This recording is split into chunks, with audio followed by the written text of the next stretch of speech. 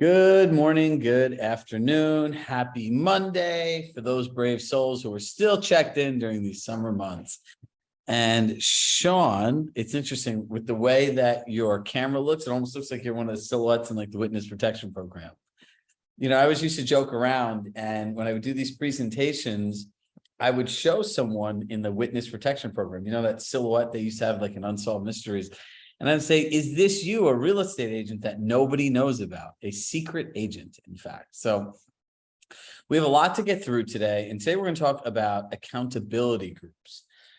So a couple housekeeping items that I want to touch upon. Number one, this is the most pivotal time that's ever existed in your entire real estate career. And I'm really happy that you're here every day and actually taking it seriously. There is nothing wrong with going on vacation, but there's something wrong if you're just completely checked out for 2 months out of the year, thinking you're going to come back, it's going to be like a regular fall. It's not going to be a regular fall, and the biggest challenge we have is our denial that we're actually salespeople. What our job is sales. We're in sales. If you collect a compensation when you sell something, it's the only way you get paid. You are a salesperson. How you do your job is very differently. And how you do the job comes down to one thing. It's the words you use and the experiences you create. Does that make sense to everybody? The downfall of the agent in the future, in my mind, is the denial of being a salesperson. You can quote me, you can hold me to that. They can put it in Inman, and anyone that wanted to have logic, I could sit there and explain it. No matter what you do, you have to talk to people. But if you don't think you're a salesperson, how much time are you really going to spend invested into learning how to talk to people? Makes sense, right? So here's what we're going to do. Today, we're going to go through accountability groups. And I want to make sure every single person is in a group of some sort or has some accountability partner. We had about 115, 16 people on the morning call. And a lot of them were in groups, running groups. And we want to be able to share with you collaboratively what works, what doesn't work, and give you a framework to follow. Now, for the month of August, as you guys know, I do have kids and I will be taking time off to be with my family. So for the month of August, my sessions will be recorded with some sort of group discussion in the end. And in connection with that, we'll be offering all of you 2 90-minute business planning sessions in November. So the sessions are going to be interactive sessions where everyone's going to fill out their plan. And you will start living your 2024 in 2023. So I appreciate your flexibility with us, and we want to give you those 2 bonuses in connection with that. And look, I also believe that in this month, this is where you start building your momentum. When you're in, you're in. When you're out, disconnect. There has to be a balance there. But if you keep walking this tightrope of this, you're not going to get those Muhammad Ali results. And those boxing gloves say grit. And as we thought about different like Zoom backgrounds, and obviously we have like a cool stage and stuff, which we'll use sometimes, but this is my favorite background, right? Like if you think about Muhammad Ali and these boxing gloves, it's very representative of your business. You need grit to succeed in this business. But what Muhammad Ali did was he was a strategist at heart. You notice how he would just wear people down, and he would prepare and prepare and prepare. And when the time was right, he'd knock you out. He was better conditioned and better prepared than most of the other fighters that he fought. And he also used his mind, and that's what you guys need to do. Great skill set with great mindset with the strategy always wins. So let's open up the chat and let's get into the nuts and bolts of accountability groups. Who here currently is in an accountability group?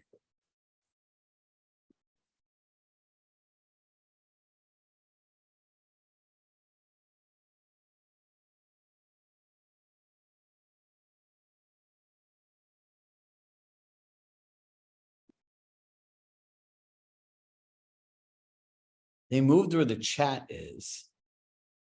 So weird. There we go.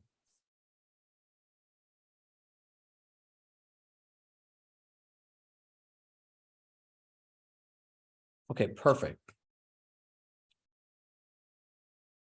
Laura Lynn. Can we call on Laura Lynn, please?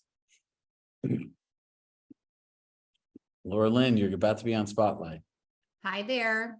Hello. Hold on, they need to spotlight you so they can see it. Perfect. How are you? Happy Monday. I'm good. How have you been? Doing really well. I wanted to highlight Laura. Not only is she a great person, she's very inquisitive and is one of those team leaders that is ultimately committed. When you talk to her, what can I give my team? What can I give my team? What can I give my team? So she's a great leader. And look, Laura is also in our $25,000 a year mastermind, and she still shows up here every single day. You know, and I think of you when I think of this quote, and somebody asked me, what's the difference between all these top agents you work with and everyone else? I go, the best agents know that everything can always get better. So they're constantly committed to learning. And all of you in the group never have this mindset of I have it figured out. So even as someone who's incredibly successful and a top agent in your market, how do you use accountability groups? Like, tell me a little bit about your group, the structure, and what's been working well. Sure. So we've actually gotten together as a team, and we're sitting down, we're going back through the sessions, through the playbook, and just kind of picking out pieces of actual money-making strategies and targeting those sessions, watching different pieces, and then implementing, taking the deliverables that are at the bottom of it, printing them off and going through them together and just showing up. And so how have you found that to change the way that you guys work as a team, your productivity? I think it's made a big difference. What we found that we were doing for the first half of last year is we were all showing up for coaching and we were listening, and I think it was making somewhat of a difference, but we weren't implementing anything. We were then just going about our day, and obviously everybody's busy. And without that accountability group, obviously some of it was resonating with us, and we were taking strategies and implementing some things independently, but not as a team. Perfect. So 1, structure. Number 2, participation. Number 3 is, if you start thinking about this, it's a group of people who are all learning the same thing, going on the same journey together. Right. I think that's really where like the ethos of the magic is. Right. And just having that support. Yeah, look, everything is easier when you do it with other people. Mm-hmm. I can tell you this, real estate agents at any demographic is how like difficult your job is. You're the worst group of humans to be left to your own thoughts, literally the worst. So I'm going to encourage, I'm going to say this to everyone, and no, Robert did not put me up to saying this. I do not think Cherish Hope and everyone else I see that's sitting in a home office, go back to your office and do yourself a favor. And I'll tell you why. In times of adversity, change, and challenge, do we really want to be left in our own thoughts? No, you want to be like Sean Sasso in a room with this entire team, Laura Lynn with the room with her team in general, right? Like, leave your house. Go collaborate with other people. I think all of us forget about that connective energy that was pre-COVID at Compass. And I challenge all of you, if you're working from home, why? How are you going to meet people? Right. And for many of you, I was in a handful of markets that launched. And when you guys all worked out of a WeWork space, I would hear it every single day as an employee. When are we getting an office? When are we getting an office? When are we getting an office? And if you're new to Compass at that time, you know what I'm talking about. Listen, the connections, the collaborativeness, the community is in an office. It's not sitting at home. There is a human spirit inside of all of us that pushes more when we see other people.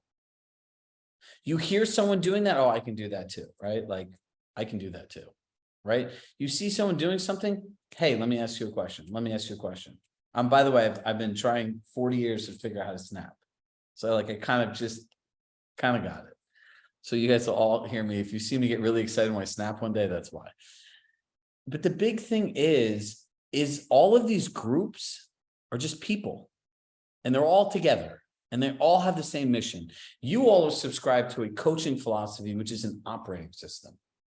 So the more you can hear these little things from people in an operating system, the easier it gets for you, right? So here's some structures of a great accountability group. Who here runs an accountability group? Anybody? Just hit yes.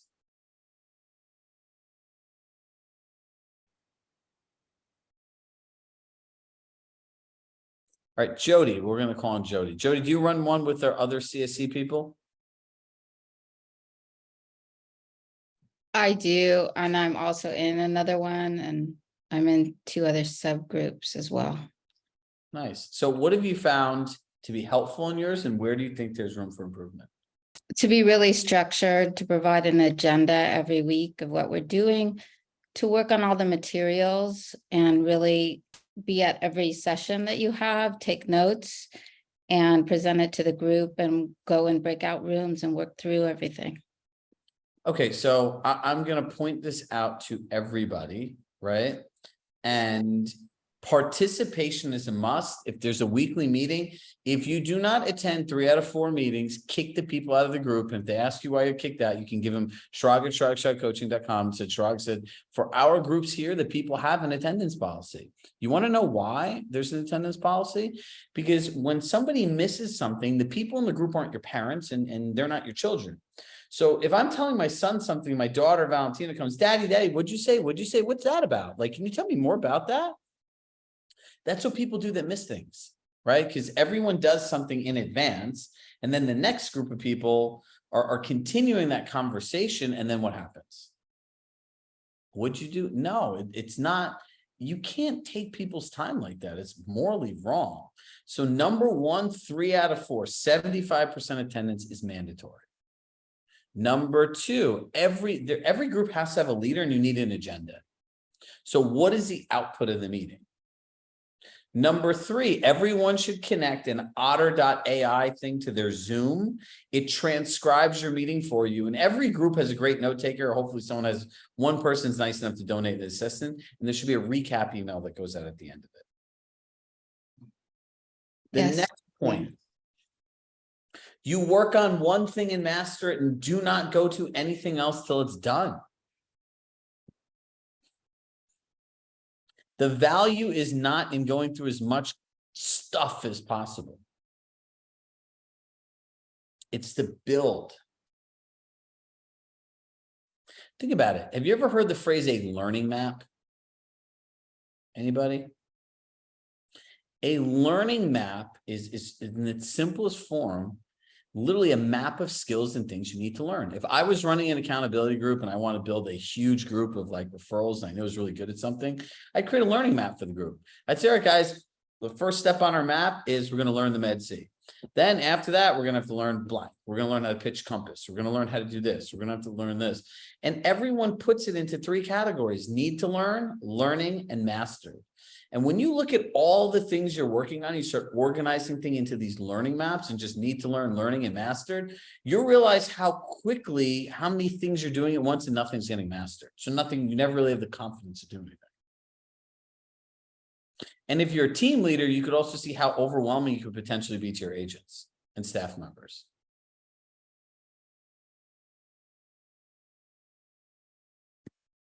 Jody, you sound like you have something to add. I see you kind of leaning in. I was just going to say, in our particular group, we did ask the question about attendance and whether it was mandatory or not. And as a group, we decided that it wasn't, but it was mandatory to be in your coaching. Okay, so 1, we'll make it a prerequisite to be in our coaching. And number 2, you're not going to get out of the group what you need to get out of the group if attendance is not mandatory. Now, this is a difference between transactional thinking and big picture thinking. When you go work with a client, you blow off your accountability group, that's transactional. You continue to work on your skills and yourself, that's big picture. The greatest investment you can make, you've already made, it's in you. I, as a human being, will invest any amount of money into anything that involves me as the action taker. Because I can control my actions. I can say no to things. And I can prioritize things. I can know what to focus on. If I went to every single thing that people invited me to do, which a lot of them, you guys throw some cool parties and events, let me tell you, at Compass. Like it's incredible the things that people do here. But I would never get anything done. I can't every time something pops up, give up something else. It's not logical. That's whole Simon Sinek's infinite game. Watch the YouTube video. It'll blow your mind. A finite game is a player that wins and ends. It's like a real estate transaction. Okay, I made a deal. That's the end of it. right? Like you get paid, that's the end. An infinite game is a game that keeps going and going. And like in learning and in real estate, sometimes you're ahead, sometimes you're behind. Some agents come in, some agents drop out, but the game keeps going. So if you approach an infinite game like a finite player, your growth will be marginal.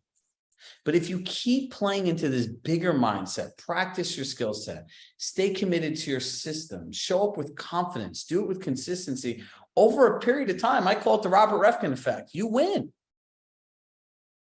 I always got here at the end of this winter will be 5 years that I've been at Compass, right? When I got here, there was like 7,000 some odd agents and none of this technology really even existed that you guys all love today. But Robert had that infinite mindset that I'm going to build a single platform for real estate agents. So over time, he won. Now, why don't you do the same? So who here, there are a couple key groups that I think people should have. And if you're not in a group and you want to lead a group, we can help you start a group here today. Now, to start a group, I would say that you're a good person at this topic. So Cherish Hope, let's, since you have the coolest name that I've ever seen in my life, we'll spotlight you and ask you about your role-playing group and see how many people are in it. Awesome. We have a roster of about 18, I believe. And how many people show up? Generally about 9. Okay, so we're going to send a housekeeping. Yeah. What is your confession? The group went through a little bit of a shift from session 1 to session 2. So it grew from session 1 in numbers to session 2. And so we're recalibrating. So giving it a couple weeks to do that. So I would recalibrate and look, like the goal is to have people attend 3 out of the 4 weeks in August. Does anyone else, would you like some more people in your group? They're welcome to, yeah. Okay, so if anyone wants to put your email in the chat. If anyone wants to join the role-playing group. Okay, don't write me. Don't write me. Hold on. Take her email and send her an email. And you got it at compass.com. Impressive. Ah, you got your endorsement. Thank you. So look, role play groups. And I want to go through this with everyone. You show up, you have one script. It's generally saying like, what makes me different than another agent? Right. Yeah. And you role play this out so you can say it over and over and over again with confidence to the point when somebody says this to you, you're like, got him. Right. See, still nothing. Can I actually ask you a question on that one? Yeah.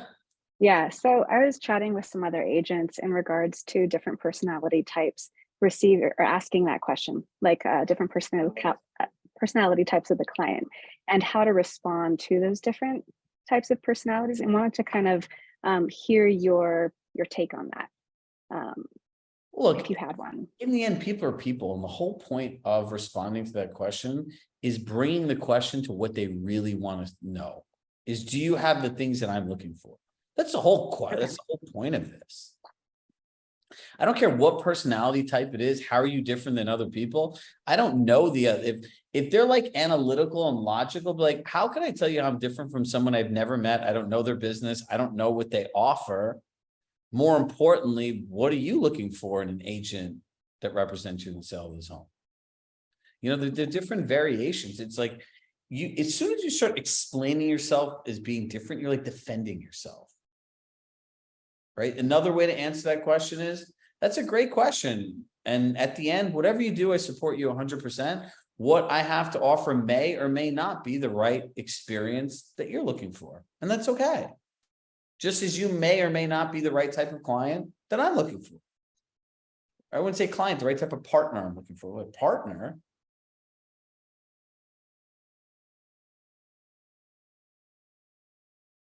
Okay. People get so crazy with these personality types.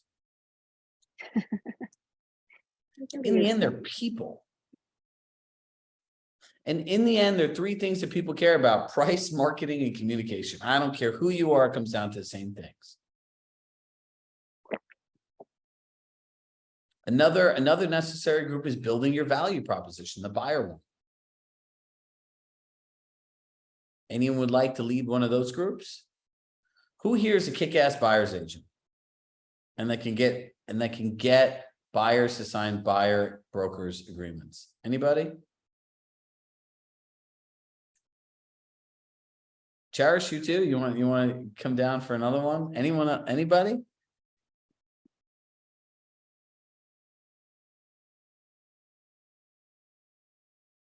Don't be shy. We need your help on that. It's Jody. Honestly, I just pitch it to them like, this is how I work. Using the buyer broker agency agreement. So it's not that I don't give them a lot of choice. I just say, hey, this is a part of how I work with buyers, you know? Look, in the end, if you could pull one thing around it is she has confidence in representing who she is, what she has to offer, and the people either can take it or leave it. You walk into a doctor, you can't negotiate on the way that they do surgery. Like either you like my process or go somewhere else. You go to a laser hair removal place, it's the same thing. You get your eyebrows waxed, it's the same thing. You can't dictate to somebody how they cut your hair.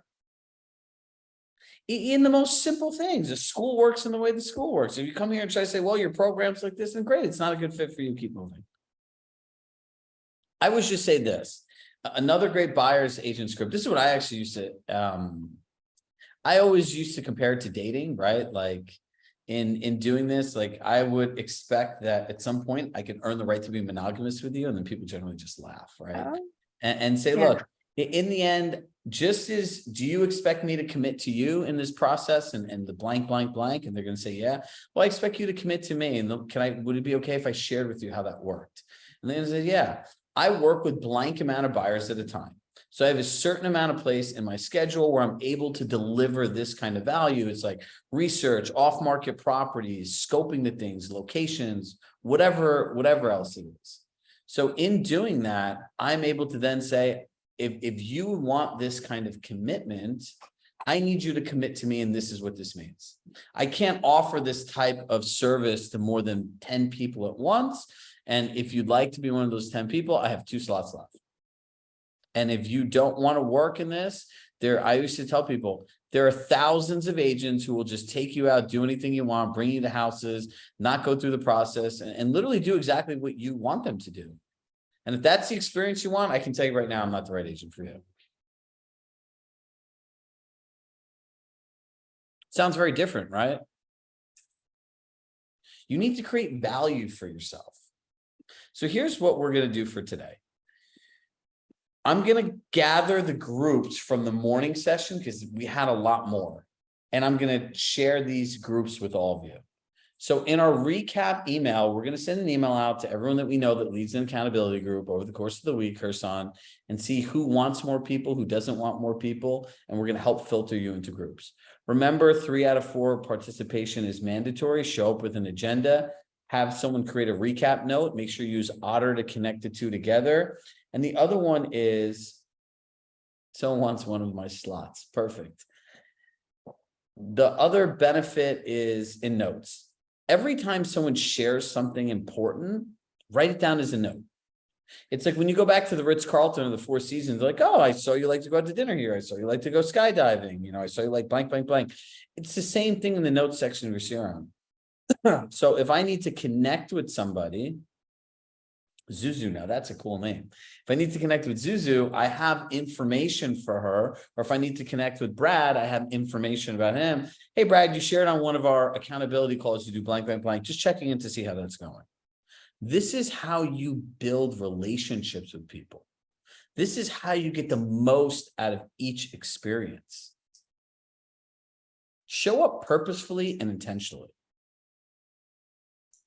So I have today's session with you, tomorrow's sessions with you, and then I'm going to record these sessions to probably be around 20-ish minutes, right? Because these are interactive, so they go 30 minutes. If I gave you 30 minutes of straight information, it'd be like drinking out of a fire hose, and I would get a lot of complaints.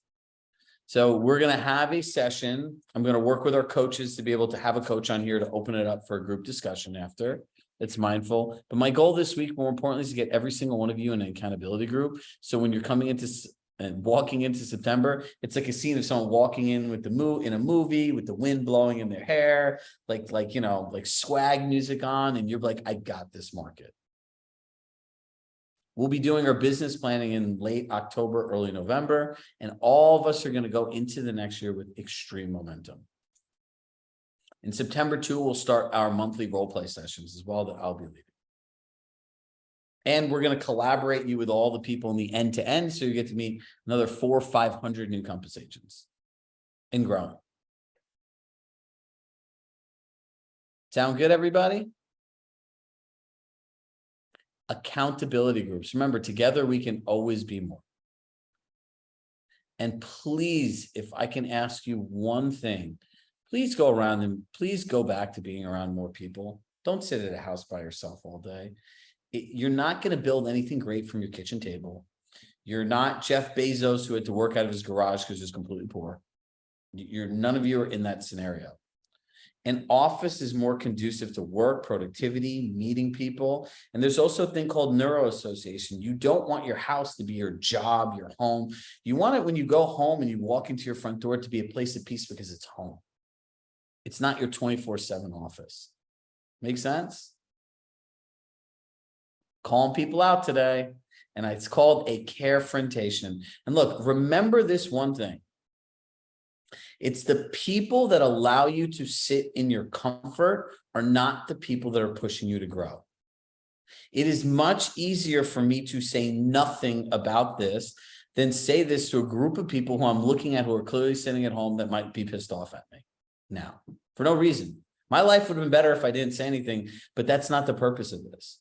The purpose of this is the people that are telling you to grow, leave your comfort zone, that see more in you. Those are people you need to lean into because those are the people that believe in you. Everyone has those people in their lives. And a lot of us by human nature will push back on that. Don't. Lean in. What time on Thursday? I don't know anything about this for Thursdays, but look, lean in. Be uncomfortable. Do something every day on purpose that sucks. Every day. And if you're looking for where to do it, go to a gym. And when you want to quit, keep going. Go in a cold shower. Start off by 30 seconds, 60 seconds. Believe me, you're going to need this skill. What do you do when things get hard? All right, everybody.